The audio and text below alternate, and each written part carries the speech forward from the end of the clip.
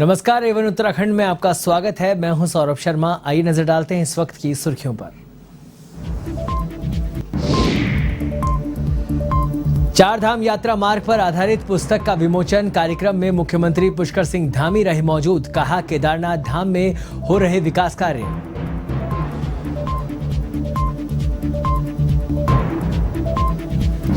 नेता प्रतिपक्ष यशपाल आर्य का लाल कुआं दौरा, धामी सरकार पर बोला हमला। कहा, बीजेपी सरकार हर मोर्चे पर हुई विफल साबित।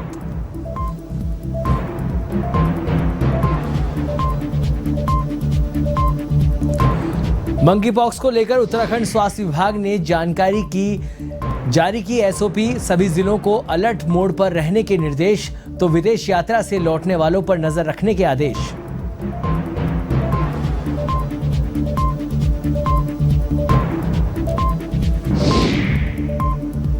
उत्तराखंड में फिर कोरोना पसार रहा पैर। 346 नए कोरोना पॉजिटिव मिले, 3 की मौत को तो हरिद्वार जिला जेल में 43 कैदी भी संक्रमित।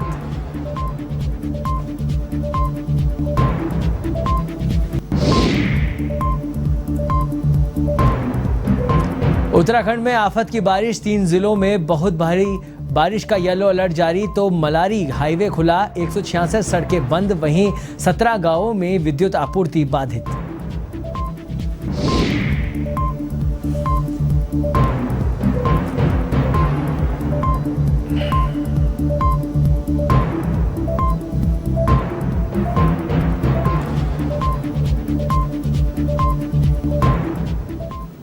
अब खबरें विस्तार से। देहरादून में मुख्यमंत्री पुष्कर सिंह धामी ने सीएम कैंप कार्यालय के सभागार में चार धाम पौराणिक यात्रा पर आधारित डॉक्यूमेंट्री फिल्म का प्रस्तुतिकरण किया। इस दौरान मुख्यमंत्री धामी ने चार धाम की यात्रा मार्ग पर आधारित पुस्तक का भी विमोचन किया। आपको बता दें कि इस पुस्तक में महाभारत काल के दौरान यात्रा मार्गों की जानकारी को सम्मिलित किया गया है। वहीं कार्यक्रम में पर्यटन मंत्री सतपाल महाराज, पर्यटन सचिव सहित कई अधिकारी मौजूद रहे। देखिए, केदारनाथ पर जो केबल कार की बात है, केबल कार जाएगी वहाँ, उसके लिए जल्दी ही उसका शिलान्यास होगा। इसी के साथ साथ गोविंद घाट से जो रोपवे बनना है हेमकुंड साहब के लिए, उसका भी शिलान्यास होना है। ऐसे अनेकों परियोजनाएं जो पर्वतमाला के अंतर्गत आने वाली हैं, उन सभी की तैयारियां की जा रही हैं और अनेकों स्थानों पर जो लिफ्ट परियोजनाएं लगनी है, रोपवे लगना है, उन सब पर काम हो रहा है और जैसे ही उनकी सब चीज़ें पूरी हो जाएंगी तो जल्दी उनके शिलान्यास होंगे। देश में मंकी पॉक्स का मामला सामने आने के बाद उत्तराखंड के नेशनल हेल्थ मिशन निदेशक ने सभी जिलों को इससे बचाव के लिए गाइडलाइन जारी की है। इसमें मंकी पॉक्स के इलाज की पूर्व तैयारियों से लेकर उनके इलाज की व्यवस्था पुख्ता करने के निर्देश दिए गए हैं। एनएचएम निदेशक डॉक्टर आर राजेश कुमार की ओर से जारी गाइडलाइन में सबसे पहले सर्विलांस सिस्टम को मजबूत करने पर जोर दिया गया है। वहीं सभी जिलाधिकारियों और मुख्य चिकित्सा अधिकारियों को निर्देशित किया गया है कि सभी विदेशों से यात्रा करके लौटे हुए व्यक्तियों पर निगाह रखें। संदिग्धों को किसी भी सूरत में दरकिनार न किया जाए। अस्पतालों में इलाज के दौरान मंकी पॉक्स जैसे लक्षण आने पर तुरंत उसे गंभीरता से लेते हुए जांचें कराएं।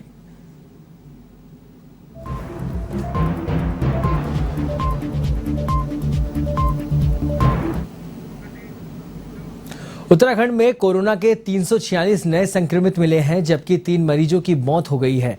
कोरोना की संक्रमण दर भी बढ़कर 11% से ऊपर पहुंच गई है और देहरादून में तेजी से कोरोना संक्रमण के मामले सामने आ रहे हैं। वहीं हरिद्वार की जिला जेल में 43 कैदियों में कोरोना संक्रमण की पुष्टि हुई है। जेल में 28 व 29 जुलाई को हेपेटाइटिस की जाँच के लिए लगाए गए शिविर में कैदियों के कोरोना सैंपल लिए गए थे। जिला सर्विलांस अफसर पंकज जैन ने बताया कि 43 कैदियों की रिपोर्ट पॉजिटिव आई है।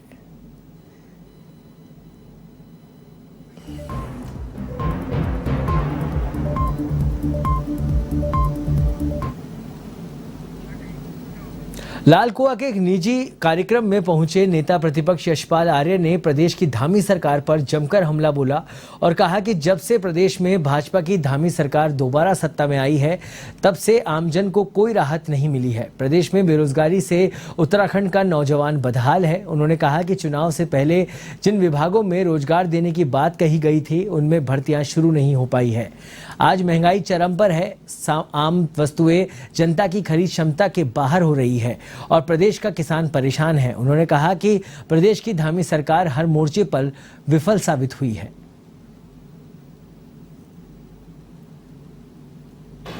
पिछले महीनों में इस सरकार को बने हुए करीब 5 महीने 6 महीने होने जा रहे हैं और जो इन्होंने 100 दिन का अपना विकास का और जो इन्होंने 100 दिन का लेखा जोखा रखा वो जनता के सामने है। 100 दिन हमने कहा है कि 100 दिन पर्याप्त नहीं होते कि सरकार के उपलब्धियों के लिए सरकार के 100 दिन में उनकी सफलता असफलता को आंकना भी ठीक नहीं है, लेकिन इन्होंने जिस तरह से 100 दिन का लेखा जोखा प्रदेश के जो आवाम के सामने रखा है, निसंदेह उससे जनता का विश्वास इस सरकार से उठा है। आज़ादी के अमृत महोत्सव के तहत उत्तराखंड के विकासनगर में हर घर तिरंगा अभियान की शुरुआत हुई, जिसे लेकर भाजपा कार्यकर्ताओं में खासा उत्साह नजर आया। क्षेत्रीय विधायक मुन्ना सिंह चौहान सहित सभी पार्टी पदाधिकारियों ने अपने सोशल मीडिया प्लेटफॉर्म पर तिरंगा लगाकर इस अभियान की शुरुआत की। विधायक मुन्ना सिंह चौहान ने कहा कि देश आज़ादी की 75वीं वर्षगांठ मनाने जा रहा है। इस मौके पर हर घर तिरंगा लगाकर आज़ादी का जश्न मनाना चाहिए।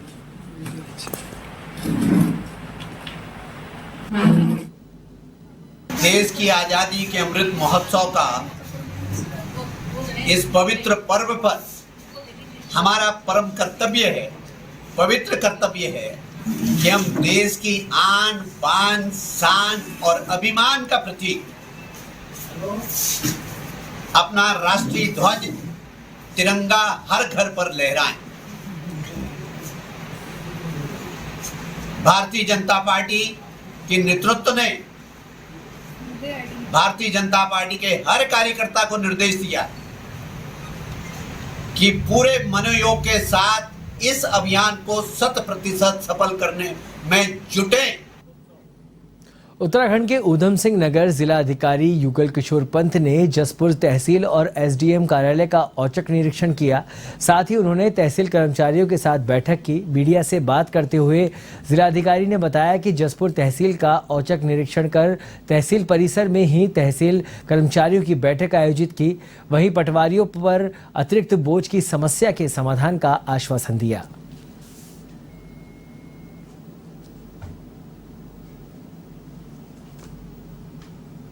आज अचानक निरीक्षण किया है देखने के लिए कि लोगों को कैसी सुविधाएं मिल रही हैं और शाम को 5 बजे किया था कि देखिए कई लोग गायब तो नहीं हैं, तो लोग तो यहाँ मौजूद नहीं है।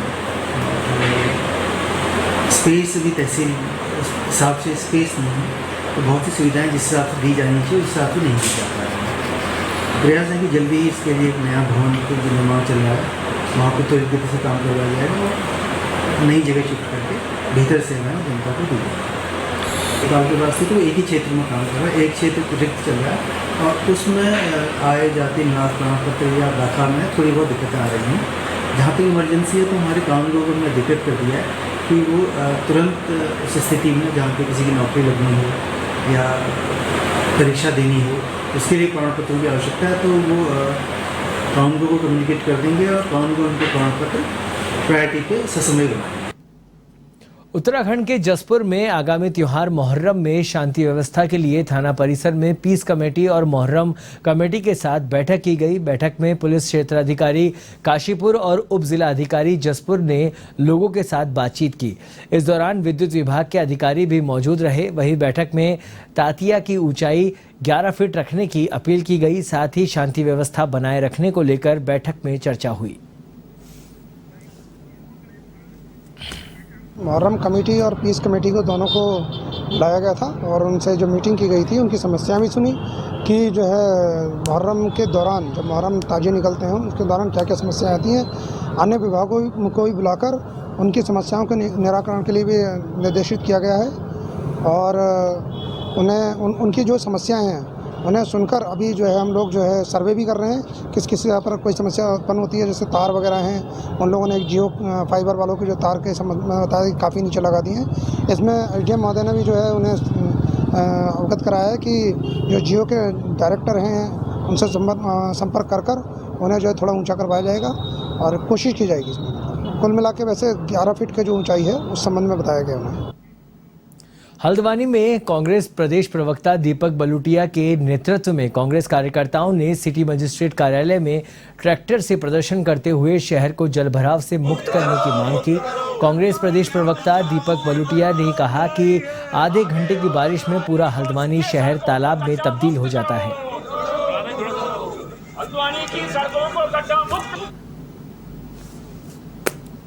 कि जैसा कि पूरा शहर देख रहा है, पूरा प्रदेश देख रहा है, सरकार के मंत्रीगण भी इस शहर से गुजरते हैं, आते हैं, सभी को समस्याओं का पता है कि प्रदेश में किस तरह से, एक हल्द्वानी की हम बात नहीं करते हैं, पूरे प्रदेश में जल भराव, आपदा और टूटी सड़कें एक आम समस्या बनती चली जा रही है और इससे जो है जीवन का खतरा लोगों को बना हुआ है। कभी भी कहीं पर भी जो नाले हैं, नाले इस तरह से रोड पे उफनाई नाले आ जाते हैं, वहाँ जो राहगीर हैं उनको उनकी जान को खतरा हो जाता है। और दूसरा, टूटी सड़कें हैं और उसके बगल में नहर चल रही है। मैंने ये मामला आपके सामने रखा, तो उससे क्या होता है कि कोई बच्चा चला रहा है, टूटी सड़क है, फिसल के नहर में गिर गया, क्योंकि नहर खुली है, ना उसमें ही कोई रेलिंग है। खबर उत्तराखंड के ऊधम सिंह नगर से है, जहां सिसैया में 1491 एकड़ जमीन के सीमांकन का मामला तूल पकड़ता नजर आ रहा है। दरअसल ग्रामीणों ने सिंचाई विभाग, वन विभाग और राजस्व विभाग से संयुक्त सर्वे की अपील की थी, लेकिन तीनों विभागों का कोई भी सक्षम अधिकारी मौके पर नहीं पहुंचा, जिससे ग्रामीणों में आक्रोश व्याप्त है। इस दौरान आक्रोशित ग्रामीणों ने संबंधित विभागों के अधिकारियों पर मनमानी करने का आरोप लगाया। वहीं सर्वे, कानूनगो बंदोबस्त राजस्व विभाग के संतोष कुमार श्रीवास्तव ने बताया कि तीनों विभागों के अधिकारियों की उपस्थिति में बैठक होनी थी, लेकिन तीनों विभागों के जिम्मेदार अधिकारी किन्हीं कारणों से मौके पर नहीं पहुंच पाए। ग्रामीणों का कहना है कि यह मामला 2016 से चल रहा है। 1491 एकड़ जमीन के बंदोबस्ती का आदेश जारी कर दिया गया है, लेकिन संबंधित विभागों की लापरवाही से मामला अब तक अधर में लटका है।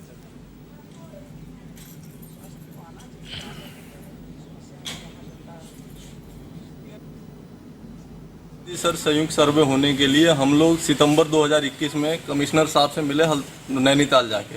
उन्होंने एक आदेश जारी किया कि संयुक्त सर्वे होना चाहिए। डीएम साहब ने अक्टूबर में कमेटी बनाई 2021 में। 9 महीने से हमें गुमराह किया जा रहा है खटीमा प्रशासन द्वारा कि बैठकों का बैठक हमें लेटर जारी कर देते हैं, लेकिन कोई उपस्थित नहीं होता। पटवारी जी आ जाते हैं, बस खाना पूर्ति की जाती है और बस हमें गुमराह किया जा रहा है। हम लोग मांग करते आए हैं कि इस जो क्षेत्र में जो जहां बैठा है सभी लोगों की ज़मीनों का बंदोबस्त करा दिया जाए। सरकार ने इस बात को सुना। 2016 में बंदोबस्त के आदेश कर दिए गए और 2017 से बंदोबस्त कराना शुरू किया गया और 1491 एकड़ का बंदोबस्त के आदेश जारी किए गए हैं और अब तक क्या नाम है वो अधर में लटका पड़ा है। हम तो चाहेंगे कि 1491 एकड़ में जो भी जहां बैठा है सारे लोगों का मालिकाना हक भूमिका दे दी। इसमें राजस्व विभाग था, सिंचाई विभाग था और वन विभाग था। ये अपने सीमा निर्धारण के लिए कार्रवाई किया जाना था, लेकिन ये नहीं हुआ चाहिए। तो अभी तक तो किसी राजस्व विभाग के अलावा और वन विभाग और सिंचाई विभाग उपस्थित हुआ नहीं। अभी समय एक बार मैं तो अभी खंड नहीं आया हूँ, 1 महीना 2 महीना हुआ है आई हूँ। इसके पहले कोई और थे। अभी तो मुझे पूरी नॉलेज जानकारी नहीं है। एक आध बार आया था, मैं सर्वे कर गया हूँ। तो ये बैठक फिर दोबारा लेटर जाएगा दोबारा। उत्तराखंड के अल्मोड़ा में होने वाले पौराणिक नंदा देवी का मेला इस वर्ष बड़े धूमधाम से मनाया जाएगा। दरअसल कोविड काल के कारण पिछले 2 वर्षों से मेले का आयोजन नहीं हुआ। ऐसे में इस वर्ष मेला समिति की ओर से मेले के आयोजन को लेकर तैयारियां शुरू कर दी गई है। वहीं नंदा देवी का मेला अपनी धार्मिकता के साथ ही अपनी संस्कृति के लिए भी प्रसिद्ध है। इस बार मेले की तैयारियों को लेकर महिलाओं में खासा उत्साह नजर आ रहा है। मेला आयोजक ने बताया कि 2 वर्षों से कोविड के कारण मेले का आयोजन नहीं हो पाया। ऐसे में इस वर्ष मेले को भव्य रूप दिया जा रहा है।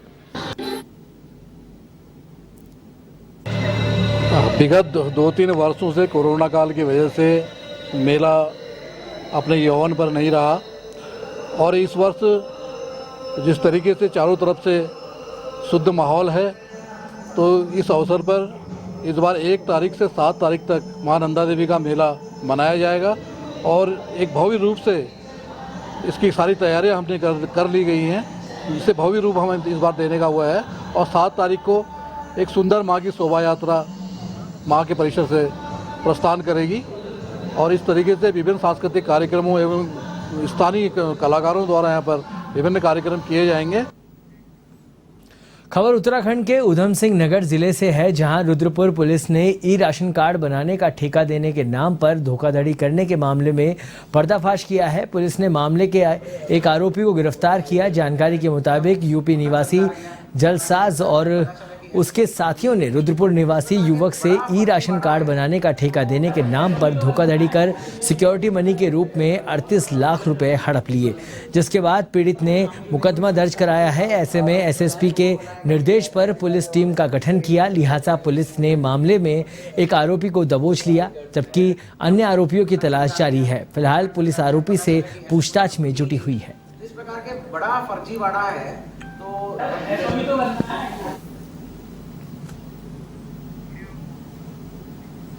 उत्तराखंड के ऋषिकेश में प्रतिबंधित पॉलीथीन का प्रयोग धड़ल्ले से जारी है। नगर निगम की टीम ने प्रतिबंधित पॉलीथीन के साथ कई दुकानों को पकड़ा है, जिनसे नगर निगम की टीम ने जुर्माना वसूल करने की कार्रवाई की है। सफाई निरीक्षक सुभाष सेमवाल और ने बताया कि प्रतिबंधित पॉलीथीन के खिलाफ लगातार चेकिंग अभियान चलाया जा रहा है। इस दौरान कई दुकानदार प्रतिबंधित थैलियां का प्रयोग करते नजर आए, जबकि सभी दुकानदारों को पहले ही बैठक कर अवगत कराया गया था कि किसी भी प्रकार की प्रतिबंधित पॉलीथीन पकड़े जाने पर उनके खिलाफ कार्रवाई की जाएगी।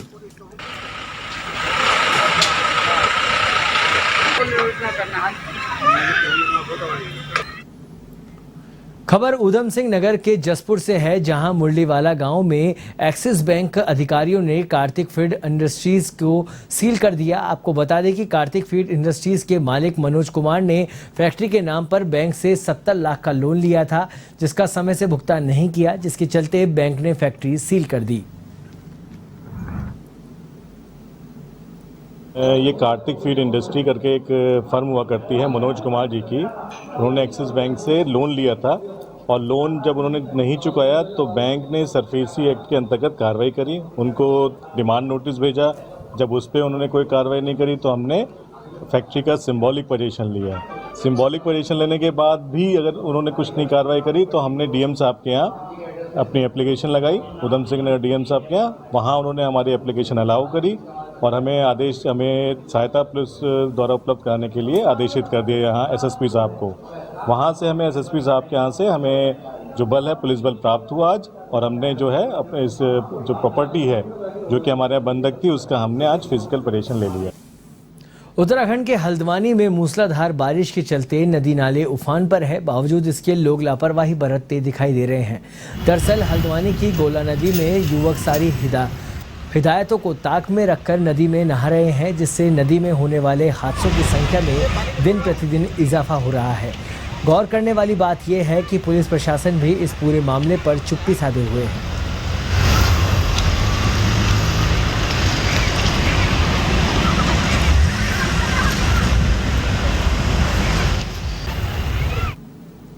तो इसमें निश्चित रूप से क्योंकि अनाउंस पूर्व में किया जा चुका है और आज भी लगातार किया गया है, अगर कोई व्यक्ति ऐसा पाया जाता है तो उसके इस कृत्य के लिए जो ऐसा कर रहा है तो उसके खिलाफ कार्रवाई की जाएगी। भले ही आपने बारिश के बाद बाढ़ का मंजर देखा होगा, लेकिन जब बिना बारिश के बाढ़ आ जाए और पूरा क्षेत्र जलमग्न हो जाए तो आपने अपने आप में अनोखी बात होगी। ऐसा ही मंजरा उधम सिंह नगर के बाजपुर में देखने को मिला, जहां बिना बारिश के क्षेत्र में बाढ़ आ गई, जिससे पूरा क्षेत्र जलमग्न हो गया। इतना ही नहीं बल्कि गांव को जोड़ने वाले मार्ग तक बारिश में बह गए। इधर अचानक आई बाढ़ को देखने के लिए मौके पर लोगों का जमावड़ा लग गया। आपको बता दें कि पहाड़ी इलाकों में हुई मूसलाधार बारिश का असर मैदानी क्षेत्रों में देखने को मिला है। इधर इस घटना का वीडियो सोशल मीडिया पर वायरल हो गया है।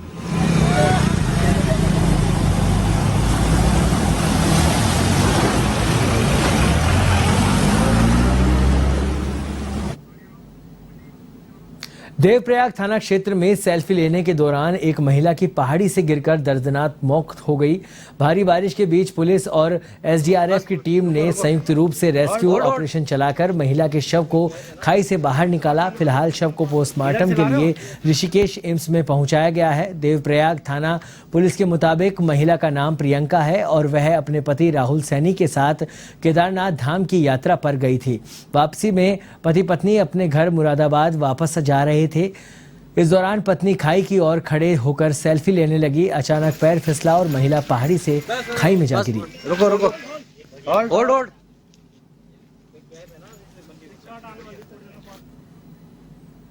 एवन उत्तराखंड में फिलहाल इतना ही। देश और दुनिया की तमाम खबरों के लिए आप देखते रहिए एवन टीवी। नमस्कार।